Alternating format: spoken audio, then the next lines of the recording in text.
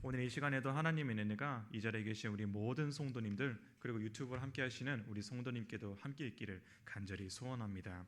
우리 함께 이제 설교 말씀에 있어서 같이 먼저 찬양하면서 이렇게 인사를 나눴지만 이 시간 다시 한번 서로 마주 보면서 이렇게 인사했으면 좋겠습니다. 신앙은 행복입니다. 서로 인사하시기 바랍니다. 신앙은 행복입니다. 신앙은 행복입니다.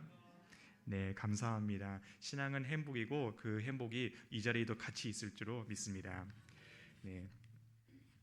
이제 흔히 저희가 이렇게 사회생활을 하고 저도 이렇게 오래 하진 않았지만 이렇게 삶을 살다 보면은 이제 아마추어랑 고수, 그러니까 프로라고 하죠. 그 고수의 차이가 무엇인지 이렇게 느낄 때가 참 많습니다. 일할 때도 그렇고 또 소소하게 이렇게 운동할 때도 그렇고 이렇게 사회 현상에서 어떤 그런 딱 현상이 딱 나타나면은 그 현상에 대해서 잘 분석해 가지고 그렇게 어떻게 잘 써먹는 경우가 있기도 하고 또 반대로는 내가 그걸 가지고 어떻게 해야 되나 어떻게 해야지 내가 잘 써먹을 수 있나 이렇게 쩔쩔매는 그런 경우들도 있을 겁니다. 그래서 제 경험을 잠시 말씀드리자면은 제가 이제 대학 시절 때 이제 군대를 제대하고 이제 제가 집이 수원인데 거기 수원에 큰 이제 갈비집이 있었습니다. 그래서 그 갈비집 거기 식당 아르바이트를 하고 있었는데 그 식당이 그 갈비집이 그 수원에서도 굉장히 규모도 컸었고 또 아르바이트도 해도 굉장히 빡세기로 힘든 곳으로 그렇게 유명한 그런 식당 아르바이트 했었는데요. 그곳에는 저보다도 더 오래 일을 했던 그런 어린 동생들이 있었습니다. 그런데 어느 날은 이제 걔네들이 이렇게 열심히 서빙도 하고 이렇게 일도 하고 이렇게 했으니까 이제 그때 과장님께서는 그때 이제 매니저라 하지 않고 저희는 과장님이라 불렀습니다. 그래서 그렇게 열심히 일을 하는 모습을 보니까 과장님께서 야 너네 이제 열심히 했으니까 조금 이렇게 쉬엄쉬엄 해라 가서 좀 쉬어라 해가지고 그 동생들이 이제 손님들이 있는 그 식당 로비가 있지 않습니까? 그 식당 로비로 다들 옹기종기 모여가지고 거기 앉아서 쉬고 있었습니다. 그런데 이제 과장님께서 딱 이제 지나가다가 딱 그 모습 보시더니 막 이렇게 인상이 구겨지면서 야 너네 지금 여기서 뭐하냐? 당장 가서 일해! 하면서 막 걔네들을 이렇게 막 내쫓던 것입니다. 그래서 나중에 그 동생들이 이제 또 그 일 때문에 기분이 나빠져가지고 저한테 와가지고는 아니 형 저희 과장님 정말 기분 나빠요. 물론 기분 나쁘도 하겠지만 거기는 세상 사람들이 있기 때문에 얼마나 막 욕을 하겠습니까?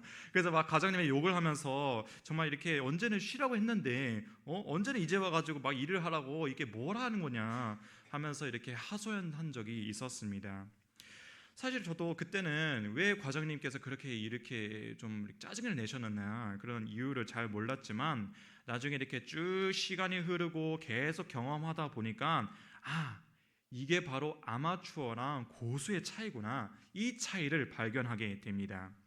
그때 왜 과장님께서 그 동생들, 그 열심히 일했던 동생들을 왜 내쫓았냐면은 이제 당시 그 식당이 굉장히 규모도 컸고 굉장히 수원에서도 유명한 그런 갈비집이다 보니까 그런 오는 손님들도 다 어떤 손님들이었겠습니까? 굉장히 돈도 많았을 때고 굉장히 잘 나가던 그런 어떤 손님들, 그러니까 흔히 손님은 왕이다 하는 그런 손님들인데 진짜 그런 분들을 보면은 굉장히 정말 귀한 손님들, 그런 귀한 왕이 그렇게 많이 왔던 그런 식당이었습니다. 그런 손님들이니까 굉장히 잘 보여야 하는 그런 잘 보여야 하는 손님들인데 그런 손님들 사이에서 일개 좀 이제 좀 어린 놈들이라는 정말 이렇게 일개 직원들이 이렇게 손님들이 쉬는 이 로비에 모여가지고 옹기종기 이렇게 모였으면은 손님 입장에서는 어떻게 보이겠느냐 그런 것입니다. 그걸 봤기 때문에 과장님께서는 막 인상이 구기면서 재빨리 그런 손님들 앞에서는 그런 이미지를 깎아내리지 말라 하면서 그 동생들을 내쫓았지만 그 동생들은 그런 배경을 못 보고 이해를 할 수가 없었던 것이죠. 그러니까 아무리 이렇게 오래 일을 하고 그렇게 일을 할 수 있을 정도로 힘도 세고 또 열정도 있고 그런 어떤 혈기가 왕성하고 그런 뜨거운 마음이 있을지라도 어떤 그런 시간과 경험이 없다면 사람들이 뭉치는 그런 공동체가 어떤지 또 그 공동체가 어떻게 흘러가는지 그거를 제대로 이해하기가 힘들다는 것입니다. 마찬가지로 저도 그때는 잘 몰랐지만 나중에 시간이 흘러가고 사람들의 점차 이해하고 이렇게 사회랑 공동체랑 그 심리, 그런 심리는 어느 정도 관심을 가지다 보니까 그런 내막이 있구나, 그런 배경이 있구나 이렇게 깨닫게 되는 것이죠. 마찬가지로 저희가 이렇게 신앙생활을 하다 보면은 이런 신앙의 깊이에 따라서 누구는 고수가 되기도 하고 누구는 아마추어가 된다고 그런 말을 한다고 합니다. 그리고 이런 차이는 누군가가 더 노력하고 더 잘해가지고 그런 차이가 발생하는 게 아닙니다. 이런 신앙의 이런 차이는 성장은 내 노력으로 되는 것이 아니라 순전히 하나님께서 우리를 자연스럽게 이렇게 인도하고 계시고 그 인도하심에 저희가 어떻게 하는 것이죠? 거기서 우리가 순종하면서 하나님께서 인도하시고 저희가 이렇게 순종하는 이 패턴이 계속 무한히 반복하면서 그 안에서 저희가 계속 반복하면서 성장하고 이렇게 나아가게 된다는 것입니다. 그런데 막상 저희가 살아가는 이 현실은 어떻죠? 우리가 살아가는 이 현실은 경쟁 사회이고 또 1등이나 성공만을 바라는 그런 사회이다 보니까 결국 어떻게 되는 것입니까? 행복과 그런 성공이 기다리는 그런 결과만을 바라보도록 그렇게 우리 시선을 계속 바꾸고 있는 것입니다. 그리고 그런 결과만 바라보면 나중에 어떻게 되는 것입니까? 저렇게 성공한 사람, 저런 고수, 저런 프로 같은 사람, 그리고 나를 이렇게 서로 비교하면서 나도 저런 기준을 넘어가야 되는데 왜 나는 그렇지 못하는 것이지? 하면서 괜히 이런 마음이 급해지고 마는 것입니다. 그래서 흔히 많은 저희 같은 우리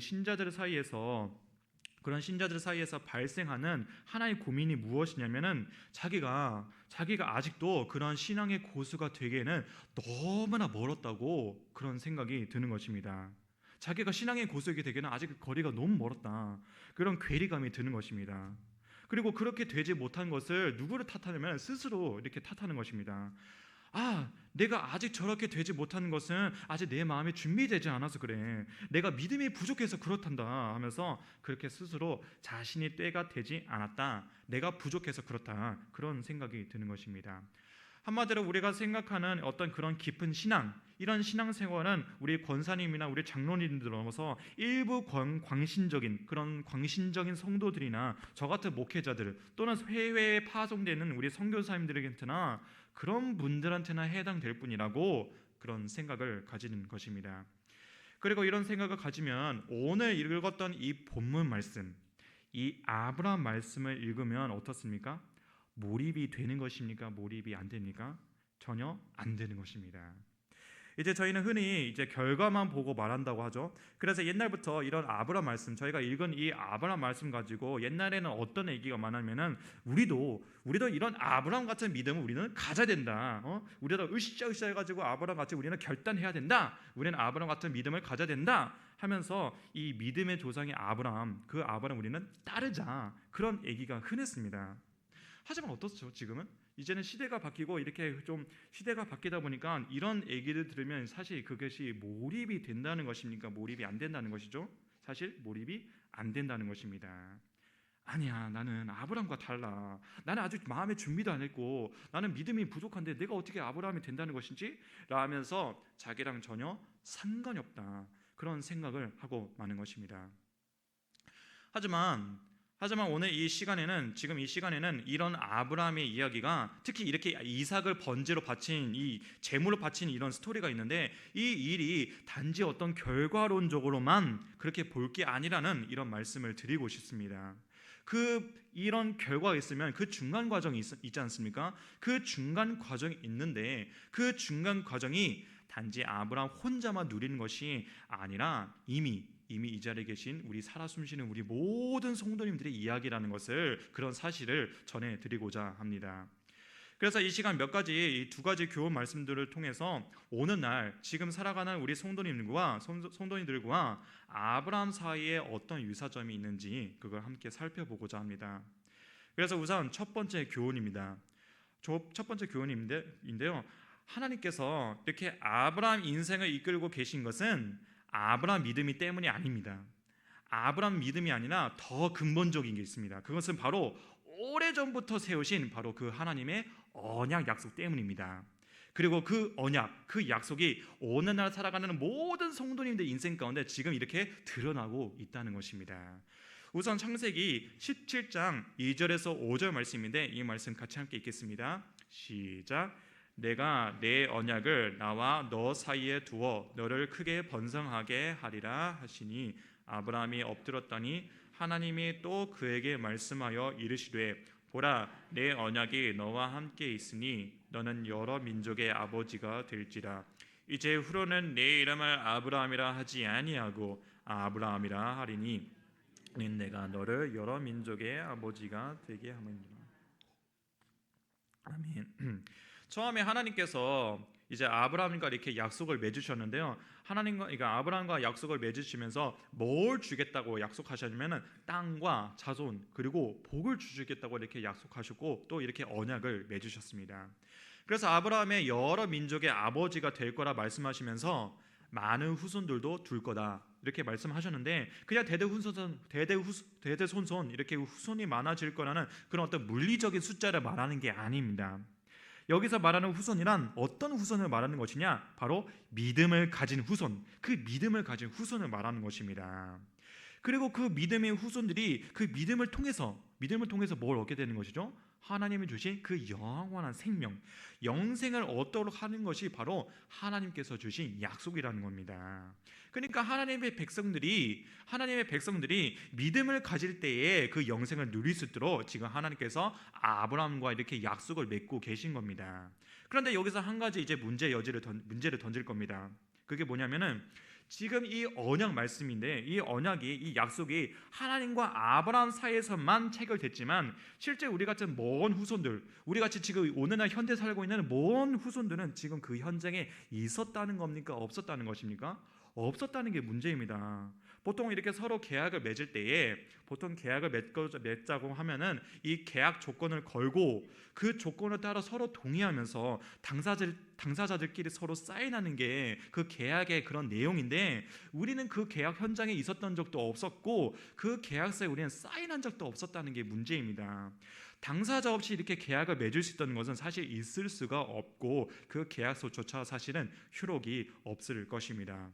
그런데 지금 이 말씀에서 이 계약을 누가 이끌고 계시는 거죠? 바로 하나님께서 이끌고 계십니다.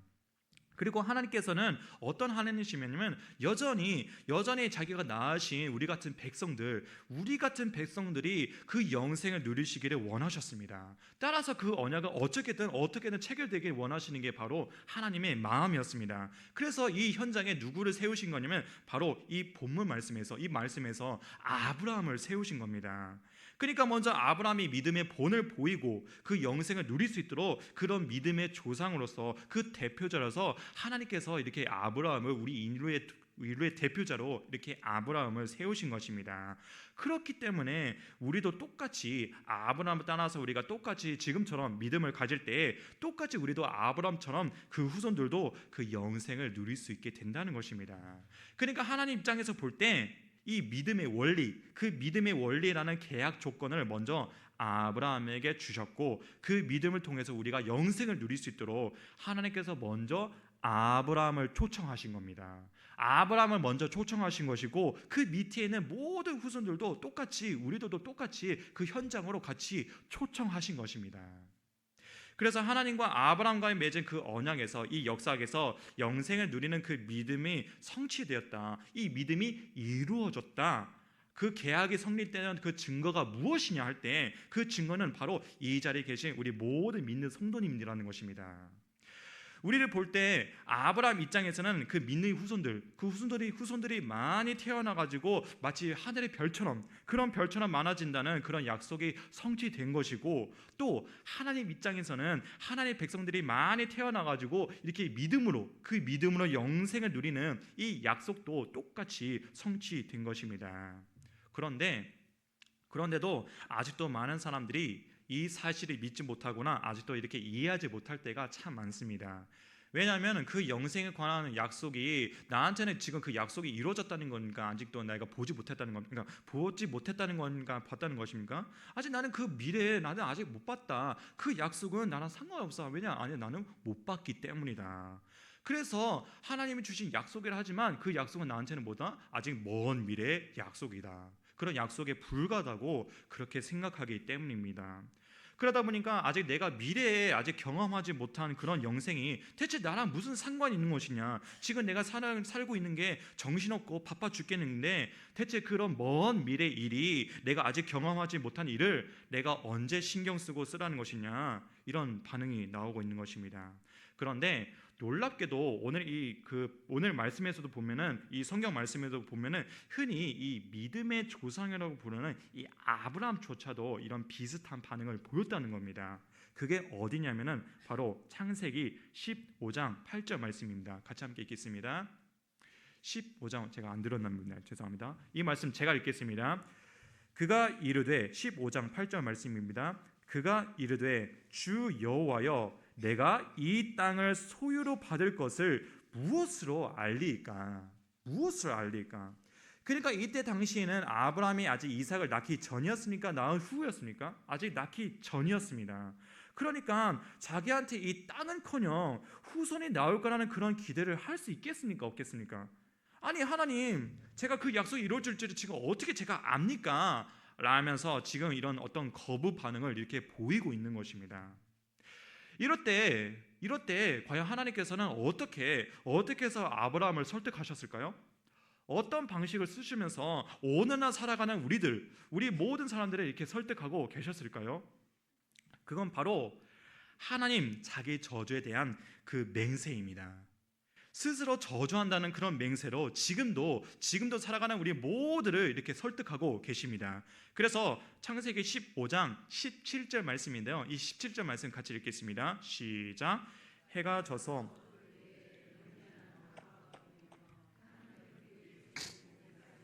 지나가더라. 우선 이 15장 9절 말씀부터 보면은, 이 말씀 전부터 보면은 하나님께서 아브라함에게 여러 짐승들, 그런 짐승들을 가져오게 하고 그것들을 어떻게 하는 거죠? 쪼개라고 이렇게 말씀하셨습니다. 당시 옛날 고대 이스라엘 지방에서는 두 사람이 이렇게 서로 약속을 맺으면 이렇게 손가락 걸고 약속을 맺지 않습니까? 근데 옛날 고대 이스라엘 지방에서는 어떻게 해서 서로 약속을 맺었냐면은, 그 방법이 뭐였냐면 이제 동물을 반으로 쪼개고, 동물을 데리고 와서 그 반으로 쪼개고 그 사이를 약속을 맺는 두 사람이 지나가게 한 것이었습니다. 그러니까 동물을 둘로 쪼갠다. 이 동물 둘로 쪼갠다는 것을 뭘 의미하냐면 바로 약속을 맺는 두 사람을 의미하는 것입니다. 그리고 그 사이를 지나간다. 그 사이를 지나가게 한다는 것은 만약 서로 이렇게 약속을 맺었는데 그 약속을 어겼을 때 어떻게 된다는 것입니까? 둘로 또 쪼개진 그 동물처럼, 반으로 쪼개진 그 동물처럼 반드시 죽게 된다. 그것을 지금 이렇게 맹세한다는 의미로 그 사이를 지나간다는 것입니다. 그런데 지금 이 말씀에서는 동물들을 쪼개놓고는 지금 누가 지나갔다는 것이죠? 이 말씀에서는 동물을 쪼개놓고 지금 누가 지나갔냐면 사람이 아니라 지금 뭐가 지나갔다는 것이죠? 바로 타는 횃불, 그 횃불이 지나갔다고 합니다. 여기서 횃불은 지금 뭘 의미하는 것이냐? 바로 하나님의 임재를 상징하고 있습니다. 지금 이 성경 말씀 곳곳에서는 성경 곳곳에서는 하나님께서 임재하시고 하나님께서 활동하실 때 타는 불과 타는 연기로 나타나셨다, 그런 말씀들이 있습니다. 그래서 떨기나무 가운데 타는 횃불이 오셔가지고 이렇게 타는 불, 그런 타는 연기로 와가지고 하나님이 계셨다, 그런 말씀이 있었고, 또 시내산에도 하나님 오실 때도 그런 불과 연기가 가득했다, 그런 말씀들이 있었습니다. 근데 지금 이 말씀에서는 하나님이 임재하신 그 횃불이 홀로 짐승들 사이로 지나갔다는 게 지금 그것을 뭘 말하는 것이냐? 지금 그 약속에 대한 그 저주, 그 페널티를 지금 누가 감당하시겠다는 거죠? 누가 감당하시겠다는 거죠? 바로 하나님께서 홀로 그 저주를 지금 감당하시겠다고 지금 홀로 이렇게 지나가는 것입니다. 그래서 다시 말해가지고 지금 아브라함이 그 약속을 믿지 못하고, 왜 나한테 그 무엇을 알릴까, 이렇게 약속을 믿지 못하니까 그 약속의 불신, 그 저주를 지금 누가 감당하시겠냐면 바로 하나님께서 대신 홀로 감당하시겠다는 겁니다. 그래서 이걸 가리켜서 지금 뭐라고 말하냐면은 하나님 편에서의 자기 저주, 거기에 대한 맹세라고 부른다는 것입니다. 자기 저주의 맹세, 그것을 보여주고자 하나님께서 홀로 그 쪼갠 짐승 사이로 지나갔다는 것입니다. 그래서 약속을 어길 때 그 희생되는 당사자가 지금 누구에게로 옮긴 것입니까? 바로 하나님께로 옮겨진 것입니다. 왜 그렇습니까? 그만큼 하나님께서는 아브라함 포함한 모든 백성들을 사랑하시고 매일같이 죄로 죽어나가는 이 모든 백성들을 구원하시기 위해서예요. 나같이 정말 한 줌 티끌에 불과한 이 인생을 위해서 지금 하나님께서 은혜를 주셨다는 겁니다. 그래서 매일같이 지겹도록 반복되는 그런 인생처럼 보이지만 그 인생, 그 실상은 어떻다는 것입니까? 매일매일 찢겨지는 그런 예수님의 피값을 통해서 우리는 결국 이 은혜를 우리는 누리고 살고 있다는 것입니다. 제가 마시는 이 물도 결국 은혜인 것이고, 제가 입고 있는 이 양복도 결국 하나님이 주신 은혜인 것이고, 제가 서 있는 이 강단 자리도 결국 하나님이 주신 은혜로 말미암아 제가 이렇게 서 있는 것이고, 제가 이렇게 선포되는 말씀은 제가 지어낸 말인 것입니까?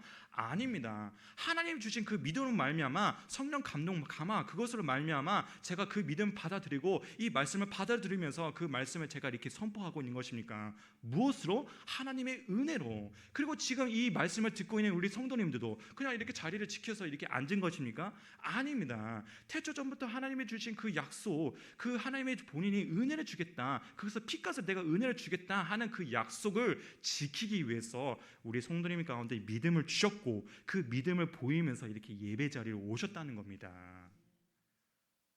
그래서 하나님이 치르신 그 피값 은혜가 있고, 그런 거기에 대한 믿음을 우리가 이렇게 보이고 있다는 것입니다. 그래서 매일매일 살아가면서 우리 안에 있는 본성, 그 죄 때문에 우리가 하나님을 거부할 때가 있고 매일같이 실패할 때가 있습니다.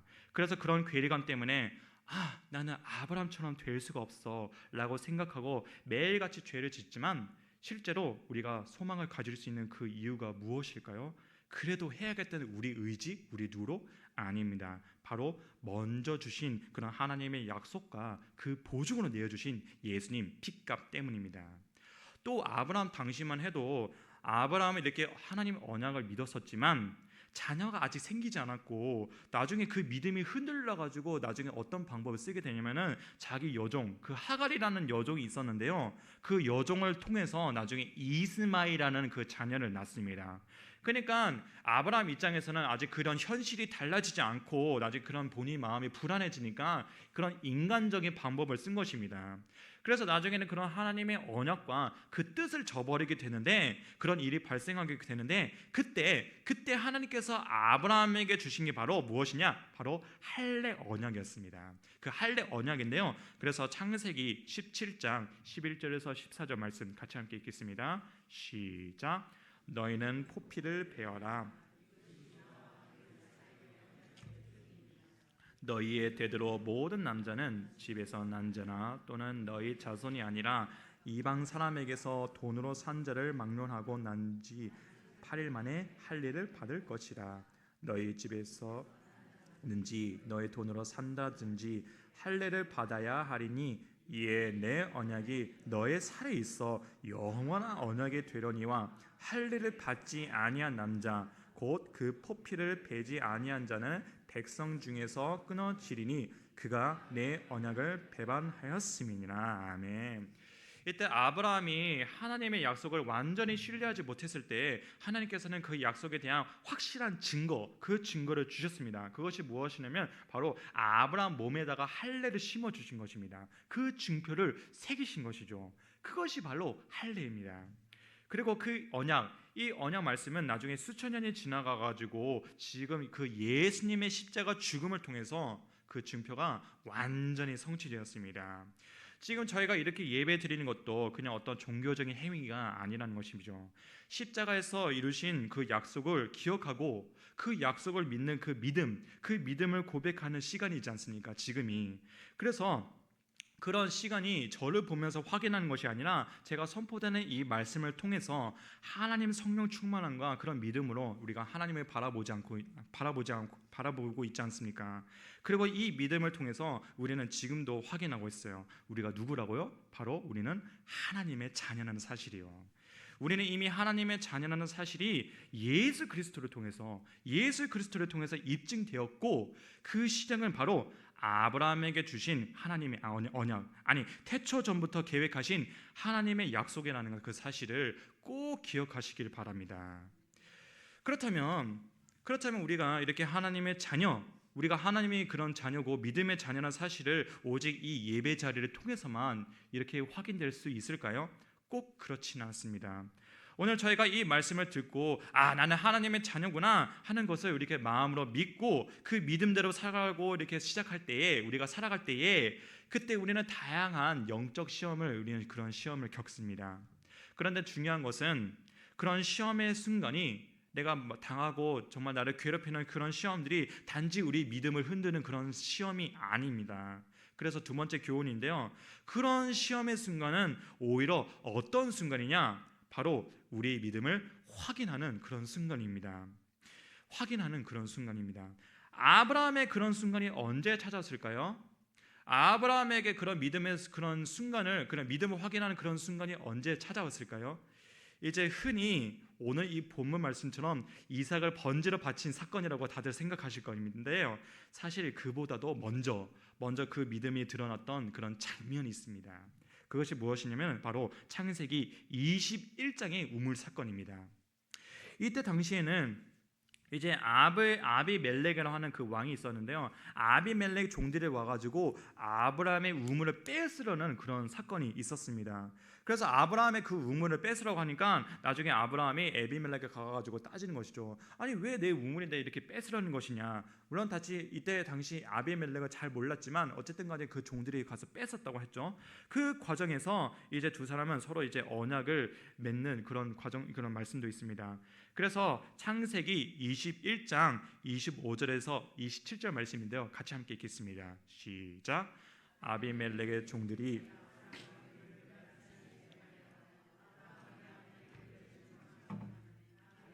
이르되 누가 그리하였는지 내가 알지 못하노라. 너도 내게 알리지 아니하였고 나도 듣지 못하였더니 오늘에야 들었노라. 아브라함이 양과 소를 가져다가 아비멜렉에게 주고 두 사람이 서로 언약을 세우니라. 아멘. 이때 당시에는 아브라함이 이제 그랄 땅이라고 하는 그런 지역을 와서 거기서 이방인처럼 지냈습니다. 그리고 그 그랄 지역의 왕이 바로 이 아비멜렉 왕이었는데요, 이 아비멜렉이랑 아브라함이 서로 이렇게 약속을 맺으려던 그런 상황이었습니다. 그런데 이 약속을 맺기 전에 어떤 일이 있었냐면은 이 아브라함이 판 우물을 아비멜렉의 종들이 와가지고 뺏어버리고 맙니다. 뺏어버리고 말하는데요, 그래서 나중에 아브라함이 아비멜렉 그 왕한테 이렇게 따지고는 그런 장면을 봤습니다. 그런데 사실 이전에 어떤 일이 있었냐면은 창세기 20장 말씀을 보면은 먼저 아브라함이 사실 이 아비멜렉의 체면을 구긴 그런 사건이 있었습니다. 아브라함이 자기 아내를 누이라고 이렇게 속이면서, 아니 자기 아내를 동생이라고 속이면서 이 아비멜렉을 되게 넘겼고, 또 아비멜렉 입장에서는 거기에 속아 넘어가가지고 자기 체면이란 그런 명예가 완전히 구겨버리는 그런 사건이 있었습니다. 게다가 아브라함은 철저히 이방인이었습니다. 그러니까 아비멜렉은 그 땅에, 안 그래도 그 땅의 주인인데 아브라함 보기에는 그 땅이 뺏기든 말든 그게 중요하겠습니까? 전혀 중요하지 않다는 것이죠. 그래서 그 우물이 진짜로 뺏는다 해도 별로 개의치 않는 그런 배경, 그런 상황이었습니다. 마찬가지로 저희도 이렇게 신앙생활을 하고 저희가 쭉 나아가다 보면은, 이렇게 성도로 살아가다 보면은 정말 이 냉혹한 세상으로부터 정말 어떤 그런 부당한 대우, 그런 대우를 받기도 하고 정말 그런 억울한 일을 당할 때가 참 많습니다. 저도 그럴 때가 있고요, 특히 이런 제가 다녔던 군대에서도 그런 일을 많이 당한 적이 있었습니다.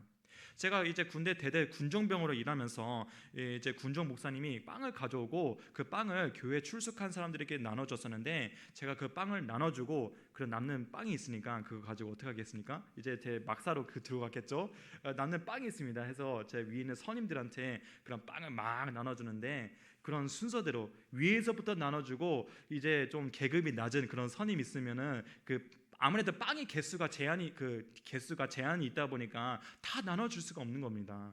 그래서 나중에 그 계급이 나는 그 선임이 저한테 와가지고 뭐라고 따졌냐면은, 아니 네가 믿는 예수도 나중에 다 먹이고 살렸다며, 근데 나한테 왜 그 빵을 안 주는 거냐, 그런 식으로 저한테 막 따지고 그렇게 막 갈구는 겁니다. 그래서 야, 이러니까 내가 예수를 안 믿지. 네가 그러면 진짜 네가 나를 사랑한다, 네 빵을 나한테 줘라 이러면서 막 협박을 하는 겁니다. 이런 식으로 갈구니까 너무 진짜 어처구니가 없었던 거예요, 그때 입장에서는. 그러니까 불의한 일을 당했던 것이죠. 아브라함도 마찬가지로 이렇게 불의한 일을 당했는데, 그렇다면 아브라함은 과연 어떻게 반응했을까요? 어떻게 반응했냐면은 그건 바로 성령의 감동을 통해서 기억한 것이 있습니다. 그 순간 떠오른 것이 있었는데요. 그것은 바로 그동안 하나님께서 주도적으로 이끄신 그 언약 약속, 그 약속의 비밀을 그 순간 떠오르고 만 것입니다. 그러니까 약속을 지키는 쪽, 그리고 약속을 깨트리는 쪽이 있는데, 그 사이에서 발생하는 문제, 그 문제를 해결하기 위해서 하나님께서 어떤 선택을 하신 거죠? 어떤 선택을 하신 거죠? 그 문제를 해결하기 위해서 스스로 그 저주를 감당하시고 스스로 그 희생 제물로 피값을 지불하지 않았습니까? 그러니까 아브라함 입장에서는 지금 어떤 사실을 깨달았냐면은 이미 하나님께서 아브라함을 위해서, 모든 자녀들을 위해서 이렇게 피값을 지불하셨으니까 이후에 발생하는 그런 아브라함의 실수나 그런 죄에도 불구하고, 이미 하나님께서 그런 피값을 지불하셨으니까 아브라함의 실수에도 불구하고 이후에도 유지되는 그 약속이, 그것이 유효하다는 것입니까? 유효하지 않다는 것입니까? 그 약속이 유효하다는 것입니다. 여전히 유효하다는 것입니다. 그 증거가 무엇이었냐? 바로 아브라함이 이삭을 낳았다는 게 그 증거입니다. 그래서 그거를 아브라함이 겪었고 이삭을 통해서 확인했기 때문에 우물이 빼앗기는 그런 상황에서도 어떤 선택을 한 것이냐? 바로 그 소와 양을 지금 아비멜렉에 바친 것입니다. 우물보다 더 비싼 재물을 스스로 바쳐가지고 그 소유권을, 지금 그 우물에 대한 소유권을 공개적으로 이렇게 매입한 것입니다. 다시 말해가지고 아브라함은 이미 하나님이 주신 그 은혜와 그 약속을 이미 그런 이삭을 통해서 맛보았는데, 그 약속을 이제 유지하기 위해서 이제는 누가 나설 차례죠? 아브라함이 나설 차례인 것입니다. 그래서 그 아브라함 나설 차례고, 그때가 언제냐면 바로 지금 이 순간, 그 순간이라는 것을 지금 아브라함이 깨달았기 때문에 굳이 그 우물을 뺏으려고 막 전쟁하고 이렇게 하나님께 따지지 않았습니다. 그냥 오히려 합리적인 방식으로, 사람의 방식으로 정말 평온하게 그 우물을 이렇게 사가지고 가질 수 있게 된 것입니다.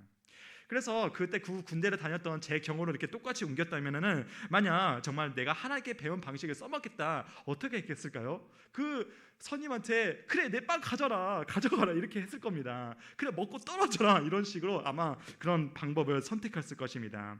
물론 겉으로는 옛다 먹고 떨어져라, 어떤 그런 불순한 방식이지만 그 속에는 뭐가 있겠습니까? 나는 하나님의 자녀다, 나는 이런 거 이뤄도 나는 좋다. 왜냐? 나는 이미 하나님부터 은혜를 받았기 때문이다. 하나님 약속이 나한테 있기 때문이고 지금 내가 그걸 보여주겠다. 자, 이 빵 가져가라. 이런 선택을 했을 것입니다. 마찬가지로 오늘 살아가는 우리 성도님들도 이렇게 살아가면서 다양한 이런 영적 시험을 마주할 때가 있고, 그것 때문에 정말 부당하다고 느낄 때가 있는데, 그럴 때 우리는 어떻게 반응해야 할까요?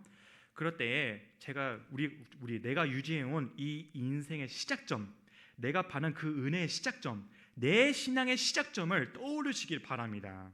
만약 내가 유지해온, 예를 들면 내가 유지한 그런 사업이 있다면 그 사업은 그냥 내 힘, 내 능력으로 한 것이 아니라 정말 하나님께 작정한 거 맡기면서 그 사업을 정말 하나님께서 맡겨주실 테니까 뜨겁게 정말 일으켜 주세요 하는 그런 믿음으로 그 사업을 시작하지 않았습니까? 그렇게 쭉 유지하지 않았습니까?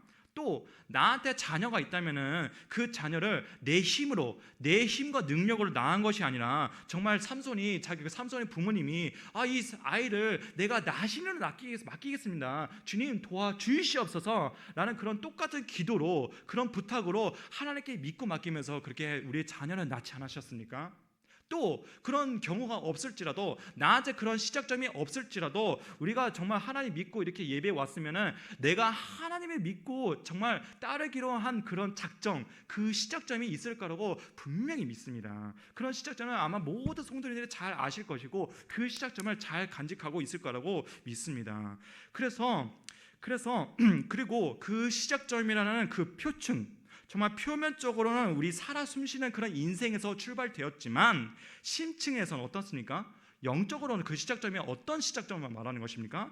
바로 태초전부터 계획하신 하나님의 선택과 그 구원 약속입니다.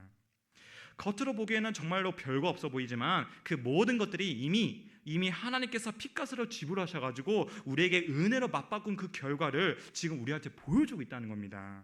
그 결과를 지금 우리는 이미 그 시작점으로 우리 인생 가운데 딛고 나아가고 있다는 사실입니다. 그래서 정말 내 인생의 시작점이 정말 하나님께서 피값으로 지불하시고 나한테 은혜를 주셨다, 그 은혜의 시작점이라고 이렇게 동의하신다면은 그 중간 과정에서 발생하는 여러 어려움들, 흔히 우리가 손해 볼 거라고 하는 그런 어떤 영적 시험, 그런 순간 속에서도 뭘 떠오르게 되냐면 그 시작점, 하나님의 주신 그 은혜를 잊지 않을 거라고 봅니다. 그걸 잊지 않았기 때문에 오히려 지금 아브라함은 이렇게 소와 양을 바친 거라고 이렇게 말씀해 주고 있습니다. 저희도 똑같이 그렇게 바칠 수 있을 거라고 믿습니다. 그냥 억지로 이렇게 갖다 바친 것이 아니라, 내가 받기만 하는 이 은혜를 내가 받기만 하는 것이 아니라 나도 그 은혜를 나도 나눌 수 있다, 나도 이렇게 나눠줄 수 있다, 나는 하나님의 자녀니까 나는 꿀릴 게 없다, 그런 믿음을 우리가 보여주고 그런 믿음을 다시 확인할 수가 있게 된다는 것입니다. 그런 믿음을 보이고 그런 믿음을 보이고 정말 그런 믿음을 확인시킬 수 있는 우리 모든 성도님이 되시기를 바랍니다. 그래서 이런 아브라함의 이런 믿음과 깨달음이 결국 어디까지 이어지게 되면은 바로 오늘 읽었던 이 본문 말씀, 이런 이삭 제물로 이어지게 된다는 것입니다. 잠시만요. 죄송합니다. 그러니까 아브라함 입장에서는 지금 어떤 개념이 박혀 있냐면은 하나님이 주신 그 언약 약속, 이 약속이 지금 깨지진다는 거예요? 아니면 결코 깨지지 않는다는 거예요? 결코 그 약속을 깨지지 않는다는 거예요. 그래서 하나님께서 스스로 피값을 감당하시고 이렇게 작정하셨고, 그걸 아브라함 몸속에다가 할례로 심어주셨고요. 그렇기 때문에 설령 이삭이 죽을지라도 그런 이삭을 하나님께서 반드시 살리시겠다는 거예요? 아니면 그냥 냅두시겠다는 거예요? 반드시 살리시겠다는 게 바로 아브라함의 믿음이고 확신이라는 거예요. 그런 개념이 아브라함 머릿속에 있었기 때문에 그렇게 이삭을 제물로 바칠 수가 있었던 겁니다. 그리고 이삭을 살리겠다는 그 목숨값은 단지 이런 이삭한테만 있는 것이 아니라 이런 하늘의 별처럼 수많은 후손들에게도 똑같이 맞박은 그런 목숨값이라는 겁니다. 그걸 다시 확인시킨 말씀이 바로 오늘 이 본문 끝에 나오는 17절에서 18절 말씀인데요. 이 말씀 다시 함께 읽겠습니다. 시작. 내가 내게 큰 복을 주고 하늘의 별과 같고 바닷가의 모래와 같게 하니니 내 씨가 그 대적의 성문을 차지하리라. 또 내 씨로 말미암아 천하 만민이 복을 받으리라 하리니 이는 내 말을 준행하였음이니라 하셨다 하니라. 아멘. 그래서 어느 날 이 아브라함의 수많은 후손들이, 이런 자손들이 이렇게 승리할 것이라는 이런 말씀인데요. 이 말씀은 겉으로 보기에는 정말 아브라함의 약속을 잘 지키고 믿음을 잘 지켜가지고 주셨다는 이런 그런 말씀처럼 보일 수가 있습니다. 아브라함의 믿음을 잘 지켰어요. 하지만 그 내면 속엔 지금 뭐가 깔려 있다는 것입니까? 바로 하나님이 먼저 주신 그 약속이 있다는 겁니다. 하나님께서 먼저 그 언약 약속을 작정하시고 이렇게 아브라함한테 주셨는데, 그 약속 안에서 아브라함의 순종이 하나의 중요한 역할을 감당했다는 것입니다. 하나님의 엄청난 그런 죽음과 그런 희생이 아니었다면은 자기 이삭뿐만 아니라 그 수많은 후손들이 이렇게 태어나지 않았을 것이고 그 후손들이 예수님의 피값으로 그런 열매를 누리지 못했을 것이다. 이런 확신을 지금 아브라함의 성령 감동으로 깨닫게 된 것입니다. 그것에 비하면 인간의 희생은 실상 아무것도 아니라는 그 사실도 같이 깨닫고 만 것이고요. 저 또한 살면서, 저도 지금 제 이야기를 잠깐만 설명드리자면은, 저 또한 살면서 정말 이런 어떤 어려운 순간들을 마주할 때가 있었고요. 뭐 어렵다고 해봤자 얼마나 어렵겠습니까? 그런 사실 어렵다고 한 순간은 딱 한 번밖에 없었습니다. 딱 한 번밖에 없었는데, 근데 중요한 것은 무엇이냐? 그런 순간에 제가 어떤 선택을 했냐면은 그냥 제 자신을 내던전 그런 경험을 했습니다. 그냥 한마디로 내려놓은 것이죠. 근데 제가 어떻게 내렸냐면은 설마 하나님께서 나를 멸절하시겠어? 라는 그런 소리를 누구한테 했냐면 저희 부모님께 했습니다.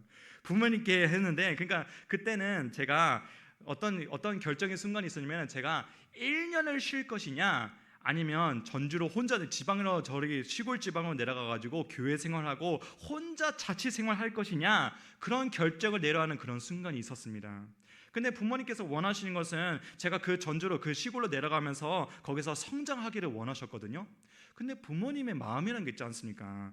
한편은 제가 혼자 살아가 본 적도 없었고, 또 제가 거기서 혼자 살아간다 한도 거기서 얼마나 잘 지냈지 거기서 확신할 수 있겠나요? 없다는 게 문제였어요. 그만큼 부모님은 큰 걱정이 들었고 그것 때문에 얼마나 속이 타들었겠습니까? 그래서 정말 참 속이 타들어가는 그런 어떤 어려운 순간에서 정말 제가 막무가내로 던진 말 한마디가 그냥 전주로 내려갈게요. 내려가서 제가 지낸다 할지라도 하나님이 저를 죽이기라도 하시겠습니까? 이런 말을 저희 부모님한테 했고 지금도 그런 얘기를 종종 꺼낼 때가 있습니다. 그런데 결과적으로 어떻게 됐느냐, 그렇게 해서 그렇게 내려가고 나중에 2년 지내다 왔는데요, 결과적으로 어떻게 되냐면 결국 거기서 잘 성장하고 왔습니다. 성장했습니다. 정말 저는 거기서 잘 성장했다고 이렇게 자부심을 이렇게 드러낼 수가 있습니다. 저는 그것을 정말 잘 성장했다고 이렇게 자부할 수 있습니다. 그러니까 거꾸로 말하자면은 결국 하나님께서 저를 어떻게 하신 것이죠? 거기서 저를 죽이셨습니까? 아닙니다. 결국 거기서 하나님께서 저를 살리셨다는 겁니다. 하나님께서 잘 성장시켜가지고 그 안에서 생명을 말미암아 잘 이끄셔가지고 그 안에서 살리셔가지고 이렇게 저를 이끄셨다는 게 지금 이렇게 저의 경험이라는 것입니다. 물론 그때는 저는 이렇게 막무가내로 던진 말이 그게 뭘 의미하는지 저는 그때는 잘 몰랐고 그냥 툭 던진 한 말이었지만 지금 왜 이렇게 내가 그 던졌나, 왜 이렇게 그런 말을 했을까, 이렇게 되짚어 봤을 때 아브라함이 이런 믿음을 이렇게 유지하는 것이 나한테도 있었구나, 그런 사실을 깨닫게 된 것입니다. 왜냐? 하나님은 어떤 분이시냐? 우리를 생명을 이끄시고 우리를 살리시는 분, 아브라함뿐만 아니라 오늘날도 우리를 살리시는 분이라는 것을 깨닫게 된 것입니다. 그리고 그런 하나님은 저뿐만 아니라 이 자리에 계신 우리 모든 성도들 가운데 그 믿음의 그 시작점에서 이끌고 계셨고 지금도 같이 이끌 줄로 믿습니다. 그래서 이 사실을 꼭 기억하시면서, 그래서 내가 이런 세상과 타협하지 않아도, 내가 어떤 그런 재물이나 그런 명예나 그런 어떤 물질에 내가 연연하지 않아도 반드시 하나님께서 나를 세우시겠다는 그런 믿음으로 나아가시기를 꼭 소원합니다. 왜냐하면 이 모든 세상의 죽음과 그 죽음을 먼저 하나님께서 지셨고 그 고통을 우리 가운데 생명으로 바꾸셨기 때문입니다. 그 생명이 이미 우리 안에 있음을 깨달으시고 우리 안에 그런 성령 하나님의 감동 감물을 꼭 붙드시길 바랍니다. 그래서 언제 어디서나 믿음으로 떳떳하면서 늘 승리의 길을 맛보시는 우리 모든 성도님이 되시기를 간절히 소원합니다. 기도하겠습니다.